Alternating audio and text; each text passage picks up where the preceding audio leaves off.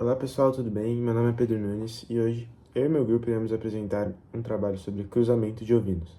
Bem, a ovinocultura no Brasil tem dois grandes polos. Um no sul do Brasil, onde devido ao clima subtropical normalmente se produzem raças lanadas, e outra no norte e nordeste do Brasil, onde devido ao clima tropical e árido se produzem raças deslanadas.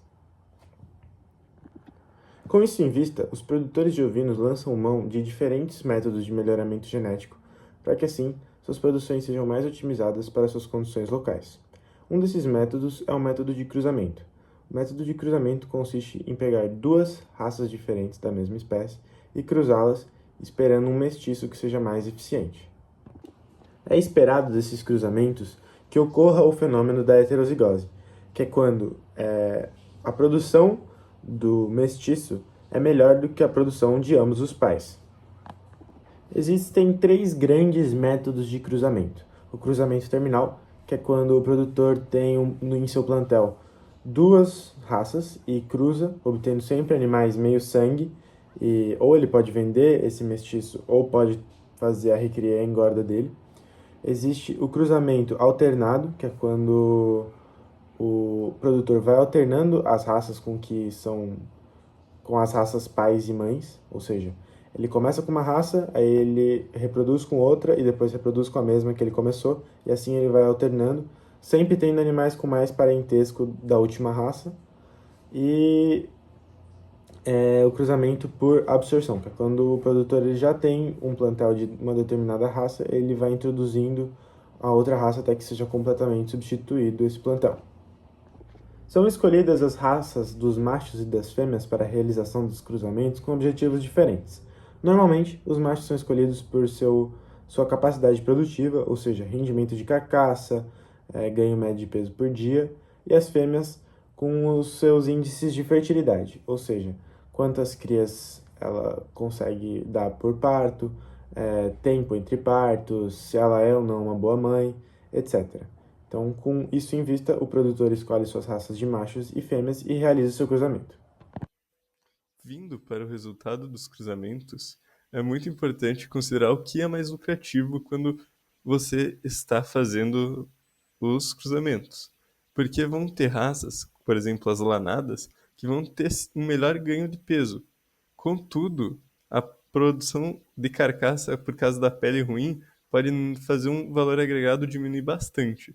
Enquanto as raças que são deslanadas, por exemplo, a santenês, que é a primeira que aparece, ela tem uma qualidade de pele excelente, mas o GPD, que é o ganho de peso diário, não desempenha tão bem quanto a raça lanada.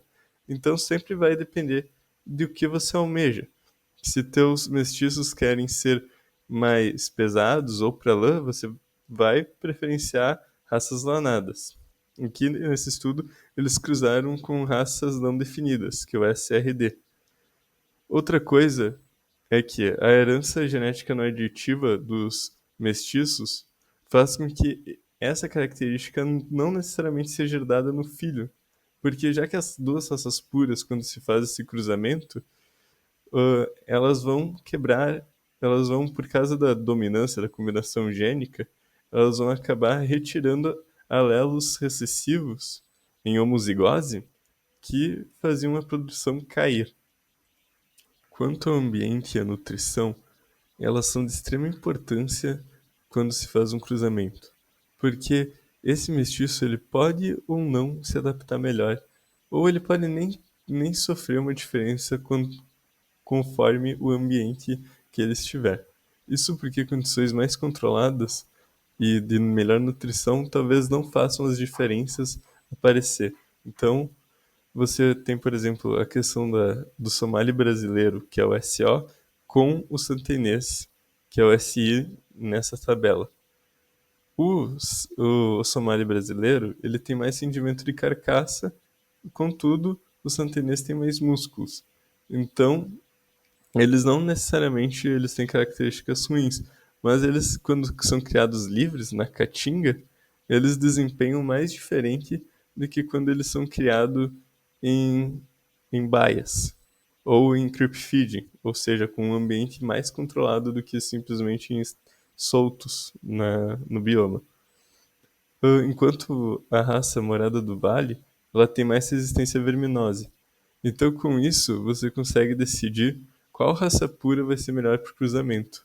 Porque algumas vão beneficiar a questão da resistência, outras vão beneficiar a qualidade da carne, outras vão beneficiar a produtividade.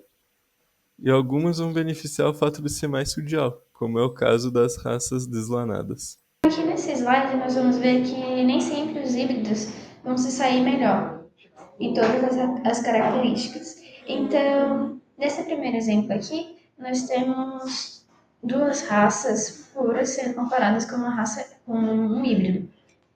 E dessa forma, o olho de lombro e a musculosidade do mestiço se saiu melhor, mas isso não teve um grande efeito, não teve uma diferença na relação entre músculo e gordura. E vale ressaltar que o olho de lombro é uma característica importante que está relacionada com a produção de carne. Então, como é que a gente seleciona quais raças que a gente vai utilizar? Existem raças que são melhores para iniciar, que são aquelas que têm as melhores características produtivas, e tem aquelas que são melhores para finalizar, que são aquelas que têm melhores características reprodutivas.